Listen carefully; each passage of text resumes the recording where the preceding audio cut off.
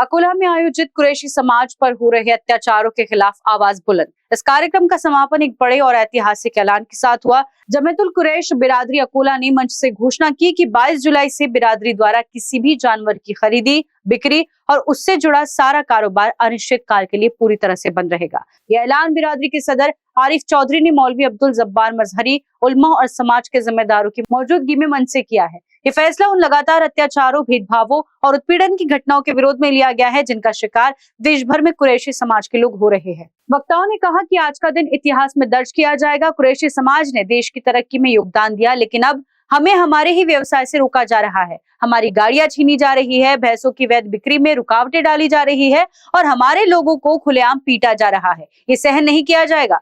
22 जुलाई से जानवरों का लेन देन, मंडी में भागीदारी, बिक्री, परिवहन, खरीदारी समेत इस कारोबार से जुड़ा हर कार्य रोक दिया जाएगा। यह निर्णय अहिंसात्मक लेकिन शक्तिशाली विरोध के रूप में लिया गया है ताकि देश और सरकार को ये संदेश मिले कि समाज चुप नहीं रहेगा। जमीयतुल कुरैश के पदाधिकारियों ने कहा कि हम भारत के नागरिक हैं, ना कि अपराधी। हमारी रोजी रोटी पर हमला हमारे सम्मान पर हमला है। अगर शासन मौन रहेगा तो हमारा मौन विरोध इतिहास की सबसे बड़ी आवाज बन जाएगा। अकोला में 19 जुलाई को आयोजित कार्यक्रम में न केवल कुरैशी बिरादरी की पीड़ा की अभिव्यक्ति था, बल्कि ये एक एकता और न्याय की लड़ाई का ऐलान भी था। अब इस पर निगाहें टिकी है कि शासन और प्रशासन इस बंद के बाद समाज की मांगों पर क्या प्रतिक्रिया देता है।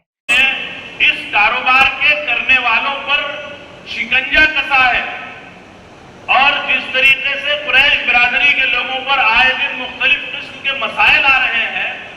हम जमहूरी मुल्क में रहते हैं और जमहूरियत में ये हमारा हक है कि हम एहतजाज दर्ज कराएं और हम हड़ताल करके, कारोबार बंद करके भी अपना एहतजाज दर्ज करवा सकते हैं। और अल्लाह के फजल से आपके इस हड़ताल के नतायज आने शुरू हो गए।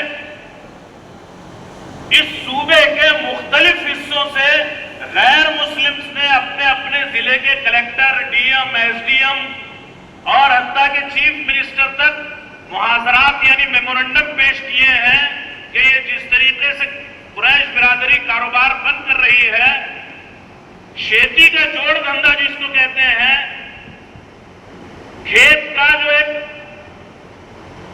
मुश्तरक कारोबार दूसरा जानवरों का था गैर मुस्लिमों का, वो बड़ी हद तक मुतासिर हो गया है। जानवरों के बाजार में अब खरीदार नहीं मिल रहे हैं। ये मसला सिर्फ मुसलमानों का थोड़े है, ये इस मुल्क की मईशत से जुड़ा हुआ बहुत बड़ा मसला है और ये कुरैश बिरादरी के माश का मसला महज नहीं, इस मुल्क की मईशत का मसला है।